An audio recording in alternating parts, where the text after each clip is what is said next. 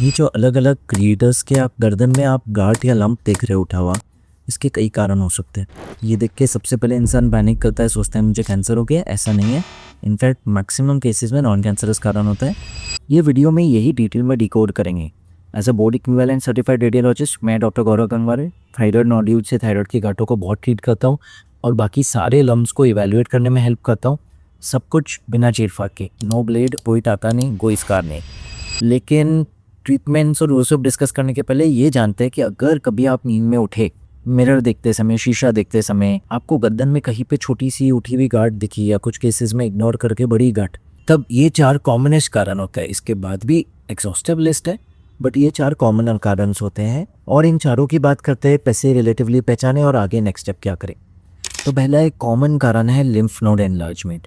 जी हाँ, देखिए हमारी पूरे बॉडी में, चेस्ट में, पेट में, थाइज में, लेग्स में, इनफैक्ट गर्दन में लिम्फ नोड्स या सफ़ेद प्लाज्मा की गांठें होती है। हमारा खून हार्ट से सारे अंगों तक जाता है आर्टरीज द्वारा, वापस आता है वेन्स द्वारा। लेकिन बहुत सारा प्रोटीन और फैट इतना गाढ़ा होता है कि वो वेन्स से नहीं आ सकता, वेन्स चोक हो जाएगी। इसलिए उनको वापस लाने का काम है पतले पतले चैनल, जिन्हें कहते हैं लिम्फेटिक चैनल, जो पूरे दिन का जमा हुआ प्रोटीन फैट धीरे धीरे लेके जाते हैं। वेन्स को अगर 1 मिनट लगेगा पैरों से हार्ट तक पहुंचने के लिए, तो इनको कभी कभी 6 घंटे लग जाते हैं हार्ट तक पूरा फैट और प्रोटीन वापस लाने में। और इनको बीच बीच में रेस्ट करने के लिए स्टेशंस दिए हुए, जैसे किसी भी ट्रेन को दिए जाते हैं, और वो स्टेशन है लिम्फ नोड्स, लिम्फेटिक चैनल्स के स्टेशंस। अब क्योंकि ये पूरे बॉडी से ही लिम्फ लेके आ रहे हैं, सफ़ेद प्लाज्मा लेके आ रहे हैं जिसमें फैट और प्रोटीन है, तो अगर किसी भी बॉडी पार्ट में कोई इन्फेक्शन या कभी कभी कैंसर हो जाए तो यही लिम्फ लेके आता है। और अगर मान लीजिए जैसे इन्फेक्शन कॉमनर है तो वो लिम्फ नोड एनलार्ज हो जाते हैं, सूज जाते हैं, जो ऐसे गार्ड के रूप में दिख सकते हैं। अच्छी बात यह है कि जांच द्वारा, क्लिनिकल रेडियोलॉजिकल इवैल्यूएशन द्वारा हम पता कर सकते हैं कि ये क्या लग रहा है। और अगर इन्फेक्शन कंफर्म होता है तो एंटीबायोटिक्स द्वारा या जो भी बीमारी आई है, समझिए टीबी या फंगस आया, उनकी दवाई देके हम इन्हें वापस से खोज सकते हैं ट्रीटमेंट द्वारा, बिना किसी मेजर सर्जरी या ट्रीटमेंट के। Usually lymph nodes lateral areas में मिलते हैं, ये सारे एरियाज़ में, रेयरली पैरामिडलाइन या और पास में मिडलाइन के, बट यूजुअली लैटरल में होता है। अगर उठ भी जाए तो या बड़े भी दिखे तो यहाँ थूक के ग्लैंड के पास भी दिख सकते हैं। सेकेंड मोस्ट कॉमन कारण है हमारे थायराइड ग्लैंड का, जो बहुत फ्रीक्वेंटली गोइटर के रूप में सामने आती है। जी हाँ, इसमें भी मैक्सिमम केसेस में कैंसर नहीं होता है, ऑल्दो मैं ये नहीं कह रहा हूँ कैंसर नहीं हो सकता, थायराइड कैंसर रिलेटिवली कॉमन है। फिलहाल हम बात करेंगे सबसे कॉमनर गांठों के रीज़न की, जो है गोइटर या कोलॉइड नोड्यूल्स।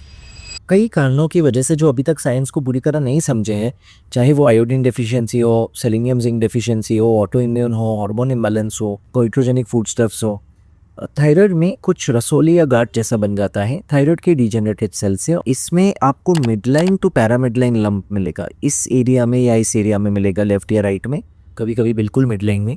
और धीरे धीरे ग्रो हो रहा है। सडनली एक दिन रिकॉग्नाइज किया, उसके बाद भी ग्रोथ रेट बहुत ज़्यादा नहीं है, सोनोग्राफी से कंफर्म किया जा सकता है।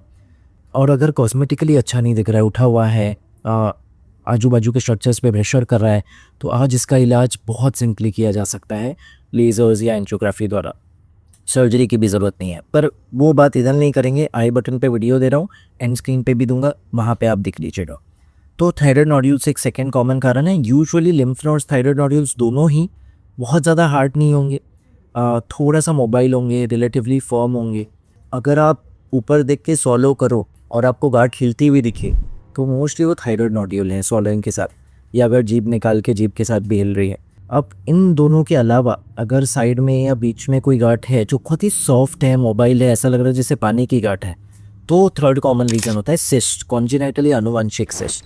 जी हाँ, बॉडी में कुछ स्ट्रक्चर्स है जो जैसे बच्चा होता है पेट में, गर्भ में, धीरे धीरे वो ख़त्म हो जाते हैं, ब्रेकियल क्लेव्स, थायरोजॉक्स, पिलोसल डक्ट्स, जो एवोल्यूशनरी का पार्ट है बच्चे का, फ्रॉम टॉडलर टू एडल्ट या फ्रॉम अ वूम टू एडल्ट। तो इस जर्नी के दौरान कभी कभी उसका कुछ ट्रैक का लाइनिंग रह जाता है और उसमें पानी भर जाता है लाइनिंग की वजह से। इनकी भी जांचों के बाद, क्लिनिकली देखने के बाद इनका ट्रीटमेंट या तो सर्जरी द्वारा उसे निकाल दिया जाए, या फिर सुई से कभी आजकल हम एसिड छिड़क के या लेज़र से उसे ट्रीट कर सकते हैं बहुत सारे केसेस में। लेकिन फोर्थ कॉज, जो गंभीर कॉज है, वो है कैंसर। या कैंसर थायराइड में भी हो सकता है। Luckily maximum thyroid cancers curable होते हैं, एक्सेप्ट कुछ एडवांस स्टेज हो जाए या गंदे टाइप के आ जाएं, जैसे कि मेडुलरी या इन्फ्लेमेटरी, और वो भी एडवांस स्टेज में, तो दिक्कत दे सकते हैं। नहीं तो यूजुअली ट्रीटेबल होता है और क्यूरेबल होता है अच्छे अर्ली डिटेक्ट हो जाए तो। लेकिन अगर लिम्फ नोड्स में स्वेलिंग है और बायोप्सी पे कैंसर आ रहा है तो थोड़ा गंभीर हो सकता है। वो आ सकता है थायराइड से, वो आ सकता है ब्लड कैंसर से, ल्यूकेमिया, लिम्फोमास, वो आ सकता है थ्रोट और नेक के स्ट्रक्चर्स से, या इवन नीचे वाले ओवरीज, पुरुषों में अलग अलग स्ट्रक्चर से स्टेज 4 कैंसर, इंटेस्टाइन नोडुलर से स्टेज 4 कैंसर आ सकता है गर्दन पर।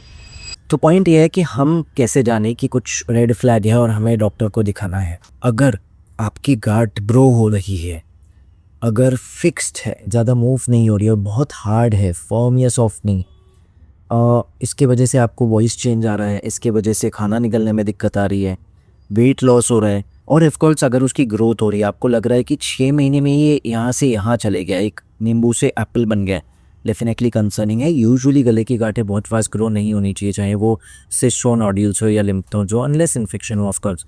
तो इसलिए इसे इग्नोर नहीं करना है, ये कुछ रेड फ्लैग्स हैं। बहुत लोग बोलते हैं सर मुझे तो पेन भी नहीं है, सर मुझे तो और कोई दिक्कत नहीं है, ना वेट लॉस है ना कोई दिक्कत है। अब उन्हें सब जाते हैं, देखो उसका इंतज़ार क्यों करना है सिम्टम्स आने का। थायराइड कैंसर कभी कभी 25 साल रहता है बिना कोई मेजर सिम्टम के, ग्रो हो रहा है धीरे धीरे, स्प्रेड भी हो रहा है लिम्फ नोड्स में, लेकिन पेशेंट कहते हैं सर मुझे कोई दिक्कत नहीं है, 25 साल से गांठ है, आप क्यों कह रहे हो कैंसर है। देखो रेयर केसेस में कैंसर पॉसिबल है, अगर डायग्नोज हुआ है उसे डिनाई नहीं करना है और इंतज़ार नहीं करना है कि कुछ हो तब ट्रीट करे, तब शायद स्टेज 4 हो जाए, मुश्किल हो जाए ट्रीटमेंट। तो आई होप ये छोटे से एफर्ट ने इस वीडियो के हेल्प किया और आपको अगर आपको लंप है नेक में तो वो आपको डिसीजन मेकिंग और डॉक्टर को जल्दी अप्रोच करने में हेल्प करेगा।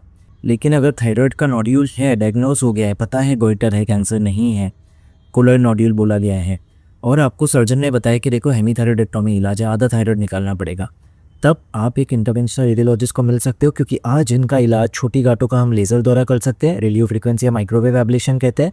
गांठ अगर बड़ी हो गई है या मल्टीपल है तो एंजियोग्राफी द्वारा कर सकते हैं, जिसे कहते हैं थायराइड आर्टरी एम्बोलाइजेशन, जिसमें जाकर गांठों का ब्लड फ्लो बंद कर दिया जाता है। इन पे डिटेल में स्क्रीन पे वीडियोस दे रहा हूँ, लेजर्स के भी, एंजियोग्राफी के भी। आई होप ये बहुत हेल्प करे। चैनल सब्सक्राइब करना मत भूलो, क्योंकि हज़ारों वीडियोस बना चुके हैं हम, इस पे आगे और 1000 बनाएंगे, और हम globally one of the highest centre बनते जा रहे हैं थायराइड नोड्यूल ट्रीटमेंट का। तो ट्यून रहिए, मिस ना कर दो आप ये नौवीं रेवोल्यूशनरी इंटरवेंशन। सुरक्षित रहे, सशक्त रहे।